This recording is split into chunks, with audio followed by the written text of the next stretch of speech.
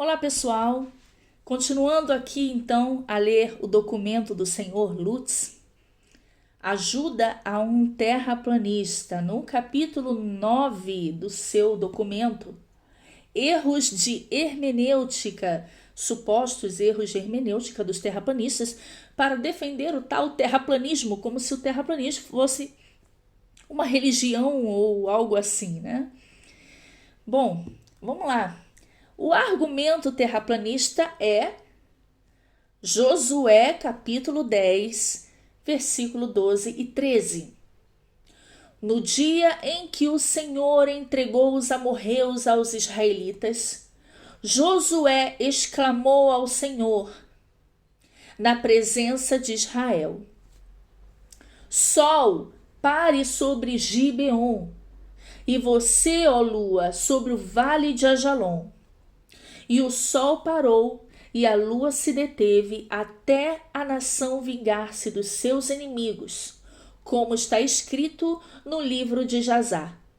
O sol parou no meio do céu por quase um dia inteiro e não se pôs.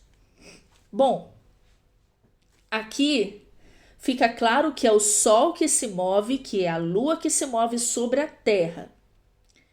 E a terra não se move, porque se Josué deu uma ordem ao sol e à lua, obviamente, né, foram eles dois que pararam.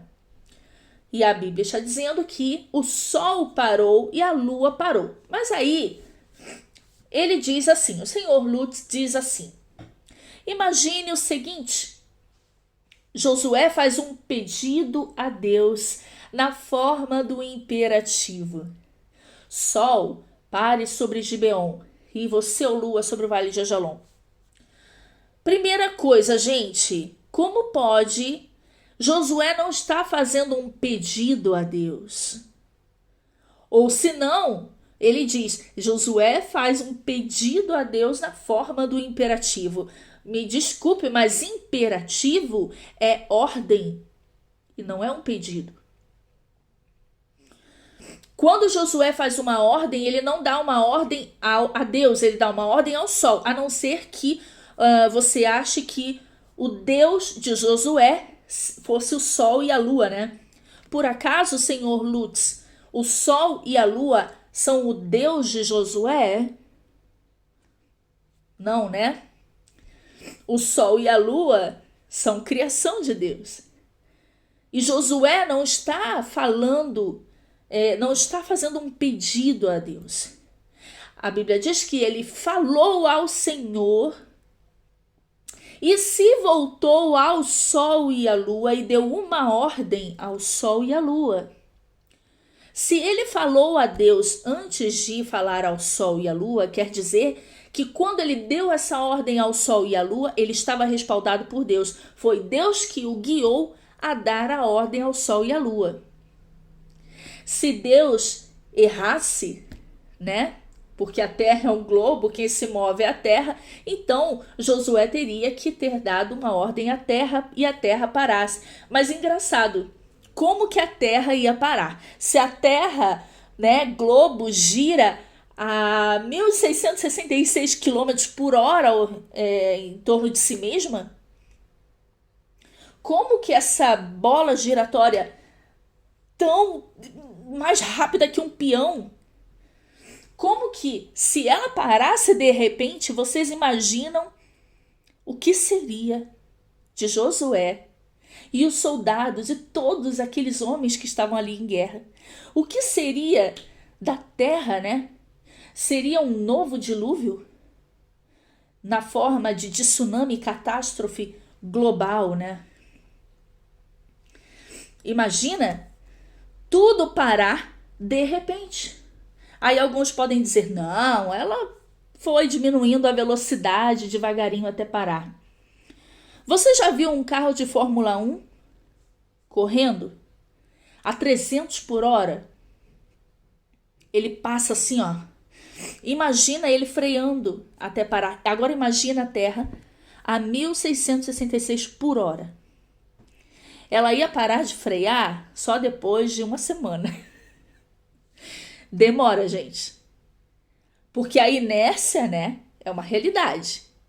Então, se a Terra gira numa velocidade dessa, obviamente que seria uma catástrofe global.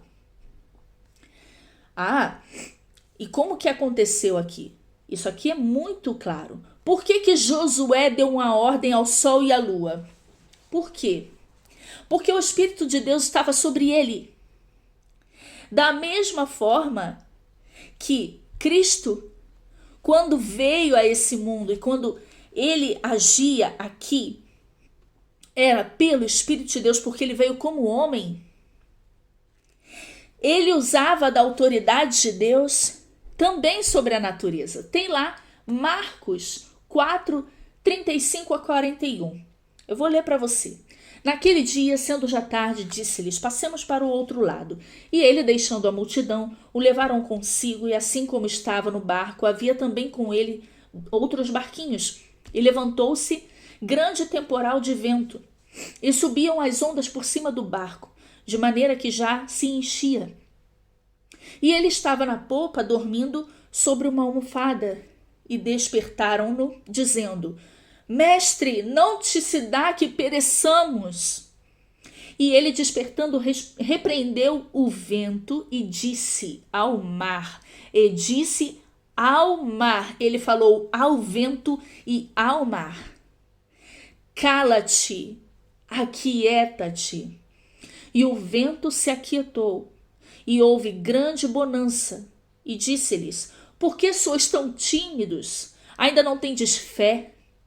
E sentiram um grande temor e diziam uns aos outros: mas quem é este que até o vento e o mar lhe obedecem? Por que eu li essa passagem? Porque Josué é uma tipificação de Cristo. Inclusive, o seu nome é igual ao de Cristo, né? Lá no hebraico original. E aí, Josué, com a mesma autoridade, falou ao sol e à lua, como se o sol e a lua fossem seres animados, sabe? Ele disse ao sol: sol, pare sobre Gibeon, e você, ó lua, sobre o vale de Ajalon. E o sol parou, e a lua se deteve até a nação vingar-se dos seus inimigos, como está escrito. Como está escrito. Olha aqui o que eu tenho aqui para vocês. O livro de Jazar, ou Jasher, ou o livro do justo. Esse livro, ele é citado em Josué 10 e ele é citado em 2 Samuel 1,18. 2 vezes, inclusive, ele é citado na Bíblia, falando que a história que está sendo descrita ali está escrita também no livro de Jazar. Gente, aqui tem muitas outras cenas que não estão nos livros que nós conhecemos no nosso cânon. E muita coisa, muitas informações a mais. Outras cenas, outros detalhes dessas histórias. De Gênesis até o tempo dos juízes. É fantástico esse livro. Busca ele na internet. Eu imprimi. Olha aqui. Olha aqui. Olha como ele é enorme, gente. É claro que eu não li ele todo ainda. Não, eu tô no comecinho ainda dele. Mas, gente, esse livro é fantástico. Nossa, olha, você quer que eu mando ele para você em PDF? Manda um e-mail para mim, tá bom? Da mesma forma que o pessoal pediu para mim o livro de Enoque, eu mando esse aqui também, beleza? Esse livro também faz parte do cânon da Igreja Cristã da Etiópia. Olha que coisa, né? Eu não gosto muito eu não sou muito de ler livros apócrifos, não. Isso aqui é uma exceção. Esse e o livro de Enoque, tá bom? Vamos lá. Bom, o senhor Lutz, ele diz assim: imagine a seguinte cena. Josué faz um pedido a Deus na forma do imperativo. Sol, pare sobre Gibeon, e você, ó lua, sobre o vale de Ajalon. Quer dizer, pedido imperativo ao sol. Olha que Que coisa mais sem sentido que ele está dizendo. Não, não tem sentido. Me perdoe, senhor Lutz, não tem sentido isso aqui. Né? Ele está falando ao sol e à lua, tá bom? Não está dando uma ordem a Deus e muito menos fazendo um pedido a Deus. Ele está simplesmente cumprindo uma ordem de Deus. Ele falou a Deus antes e depois se voltou ao sol e à lua e deu a ordem ao sol e à lua. Tá bom? Ao invés de atender, Deus, olha só o que ele está dizendo. Ao invés de atender ao pedido emergencial de Josué, Deus poderia ter mandado todos pararem, então dado uma aula de astronomia a Josué, depois permitido que todos continuassem a batalha, para só então atender ao pedido. Ah, é? E como é que Deus ia atender o pedido? Parando a Terra Globo? Não, né? Bom, isso tem alguma semelhança com o comportamento de Deus na Bíblia?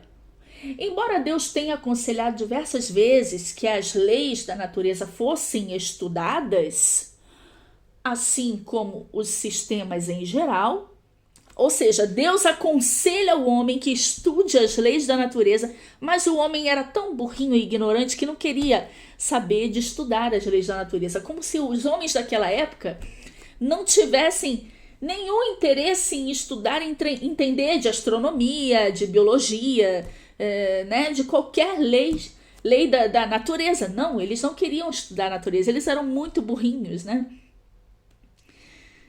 Só que não.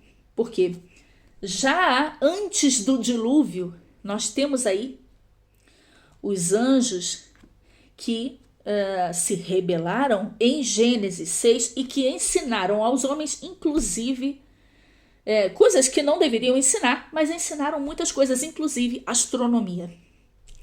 E os homens, sim, nessa época tinham muito mais conhecimento de astronomia do que hoje, né? Mas vamos lá.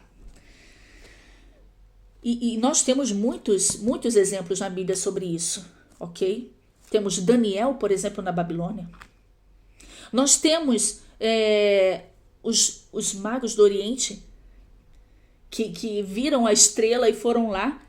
Ah, nós vimos a sua estrela, nasceu o Salvador. Como é que é? Como assim? A estrela, nós vimos a estrela, nós sabemos que essa estrela indica que nasceu o Salvador. Por que será? Né? Que conhecimento é esse que nós não temos hoje? Não, nós não temos hoje. Muito bem, vamos lá. Isso tem alguma semelhança com o comportamento de Deus na Bíblia, embora Deus tenha aconselhado diversas vezes que as leis da natureza fossem estudadas, assim como os sistemas em geral.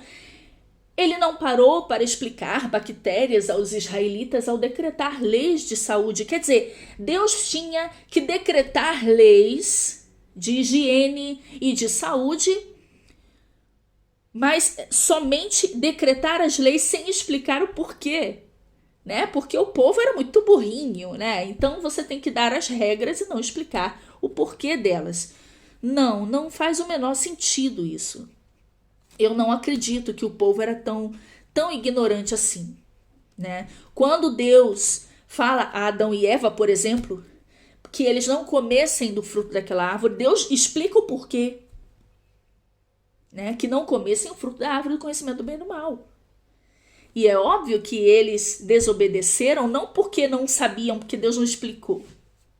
Eles conversavam com Deus toda a virada do dia, todos os dias, eles tinham plena comunhão com Deus. Como é que o homem não sabia nada do mundo e do que foi criado? Deus criou todas as coisas e aí criou o homem e a mulher e colocou no jardim. E aí o homem conversava com Deus todos os dias, mas o homem não sabia nada sobre a criação? Mas você acha mesmo que Adão era completamente ignorante sobre a criação? Se ele conversava com Deus Criador todos os dias? Gente, é muita desonestidade e é muita ingenuidade pensar assim, que não, nós somos evoluídos, mais inteligentes do que o povo daquela época. Eu duvido. Hoje, nós somos doutrinados. Nós não sabemos sobreviver fora do sistema, sem um supermercado. Nós não sabemos construir nada completamente. Sabemos somente um pedacinho. Por exemplo, alguém que faz uma fábrica de carros, alguém vai construir um pedaço, a roda, o outro vai construir o volante, o outro vai fazer a porta, o outro vai pintar. Ninguém vai saber todo para fazer o todo, né? Porque nós vivemos dentro de um sistema agora, porque realmente é para que nós sejamos sempre ignorantes, e é verdade. Fora que os homens, até o dilúvio, né, e um pouquinho depois do dilúvio, viviam muitos anos, muito mais do que nós. Hoje vivemos aí até os 80 anos, depois disso enfado e cansaço. Mas na época antes do dilúvio, por exemplo, os homens viviam até quase 1000 anos. E você acha que um homem, para viver tantos anos, não adquiriria muito mais conhecimento do que nós, que vivemos até os 80, mais ou menos? Gente, por favor, né? É óbvio que as escrituras, principalmente aquilo que é descrito da criação, né? É do jeito que é. Está escrito porque é desse jeito, porque os homens que escreveram eram inspirados por Deus. Inspirados por Deus, pelo Deus que criou. Deus se enganou em orientar, em guiar Josué a dar uma ordem ao sol e à lua. Deus se enganou a inspirar Moisés a escrever a descrição da criação em Gênesis 1. Deus se enganou? Não, foram os homens agora, aqueles ocultistas e maçons, né, que depois descobriram que a Terra não é assim como Deus disse na Bíblia, né? Bom, ele continua aqui. Aliás, muitas pessoas se enganam com esse mesmo problema de linguagem. Com o conhecimento atual e o modelo convencional, podemos dizer que o Sol circula em torno da Terra? Sim, podemos. Físicos trabalham com o conceito de referencial e aí vem aquela coisa, né? Quando usam a expressão pôr do sol, é só uma expressão. Sim, o sol não se põe, o sol se afasta, né? Sim. Mas, gente, meu Deus do céu. Tudo é relativo, né, no globo. Tudo é relativo. O globo gira, o sol gira, os planetas giram, a lua gira. Ninguém vê a face atrás da lua, mas ela gira. O globo gira em torno de si mesmo por causa da gravidade em torno do Sol. Mas a Lua, em torno da Terra, não gira ao redor de si mesma. Não. Que coisa estranha, né? Mas tá bom. Vamos lá. O ponto importante aqui é que existe um referencial no qual a Terra não a Terra está parada e o resto do universo em movimento, e físicos trabalham também com ele. Quer dizer, um referencial, é só tudo relativo. Também falamos do movimento aparente do Sol no céu e coisas semelhantes. Ok. Ou seja, para explicar que essa passagem não reflete a realidade, ele simplesmente, a resposta que ele dá é: tudo é relativo. Mas ele não explicou como que Deus fez um milagre de uma Terra que gira 1666 por hora parar de repente e não acontecer a catástrofe mundial. Não, isso ele não explicou na ciência, né? Isso não pode. Aí ele tem que dizer, nossa, aí é milagre, é milagre, né? Tem que negar o que está escrito para dizer que Deus faz milagre, mesmo contradizendo aquilo que está escrito na sua palavra. Não tem como, gente. Olha, esse foi o capítulo 9. Eu vou ler os outros aqui, os outros são muito mais cabeludos. E é isso. Josué 10 não se encaixa no globo. Não se encaixa no globo, acabou. A terra não se move.